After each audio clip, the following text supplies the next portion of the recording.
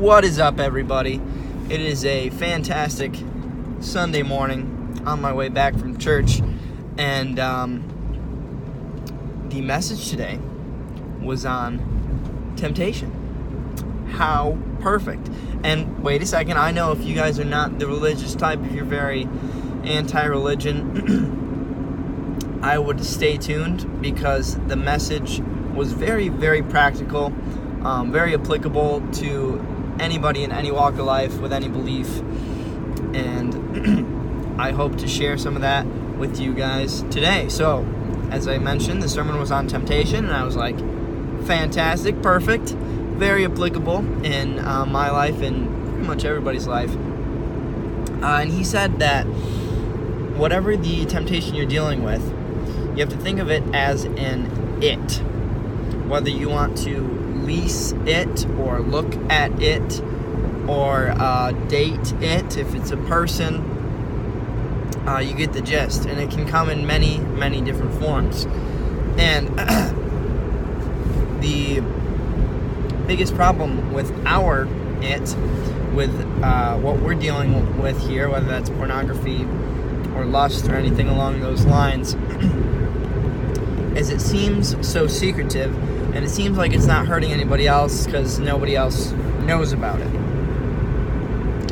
But the bottom line is, it is hurting them, because you are not able to love people even close to the same amount after you view this stuff than you are when you are clean for long stretches of time and have rewired your brain to not want those sort of things. And whoa, sorry, these Michigan turns. And what the pastor was saying is the biggest conflict is with what you want to do and what you ought to do. And when it comes to temptation, those are always different things, because temptation is what you want to do. It's very alluring. It very much so at the time seems like a good thing. But then short term, so is cocaine. Feels good, fantastic, makes you feel great, makes you forget all your problems, and a few hours later, you're messed up. And in the exact same way is pornography and lust and dealing with all sorts of sexual temptation. So, the practical message, practical tip that he gave was you need to not distinguish it as a green light, as a, this is something I want, this is a green light, I've got the green light to go for it, but as a red flag, because those are total opposites. And if we can get our brain to think of this temptation when it arises as a red flag, then you're more likely to hit the pause button. And I realize it is very hard to hit the pause button when you're in that state of primal temptation, and that's all you can think about, and that seems like the right choice to make. But if you can hit that pause button, if you can think about it and think long term, is this gonna get me towards the life that I want to live? Is this the person that I want to be remembered as? And 10 times out of 10, when it comes to temptation, that answer is no. Because again, what you ought to do is not give in to temptation. The temptation is what you want to do. And he then went on to explain that all laws, with things from murder to theft to even minor crimes, are for people who have selfish desires. And sexual desires fall very heavily into that selfish desires, because it's what can I want, what can I get to please me. And temptation, his definition was pleasure at the expense of someone else. And whether you like it or not, there's somebody being filmed on whatever you're watching. There was somebody who was affected by whatever you're reading. There is entire families who who are hurt by that content.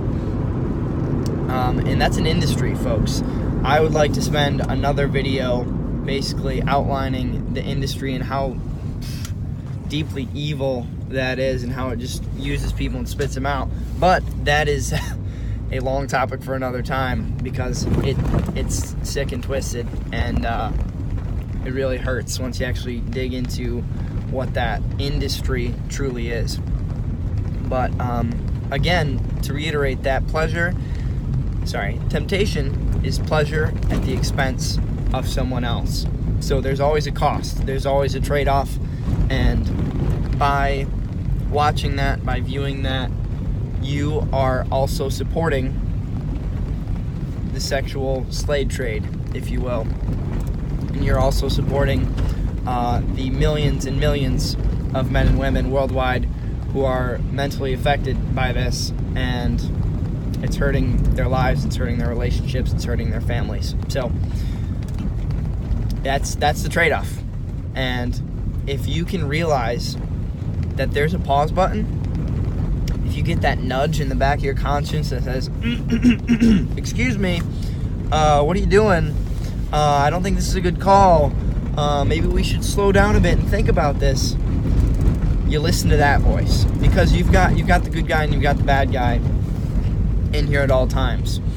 And whether you want to call that the two sides of your conscience or God and the devil, you can do you, but ultimately it is the same effect, and it all determines who you listen to, because in that moment of temptation you always get that nudge, you always get that, all right, I don't know, even if it's for only a second, you're like, oh, I really shouldn't do this, I know what's happened in the past, I know this is negative for me, I know this is hurting me. That's the red flag. That is the red flag, and that is the voice that's telling you, hit the pause button, think. And honestly, in times like these, I've taken my phone and thrown it.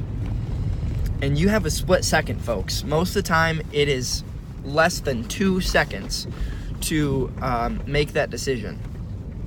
Because the second you start going down that path, boom, the activation method has activated, and you have started down that path, and your brain is already revving up for that dopamine release. And that's the science of it. We can probably cover that as well in another video. But you gotta hit that pause button, folks. Hit that pause button. Think. Wait.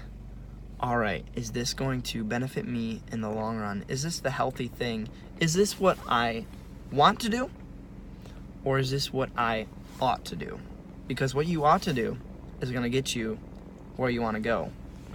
Whether that's success, whether that's a healthy relationship, whether that's just more happiness and joy in your life.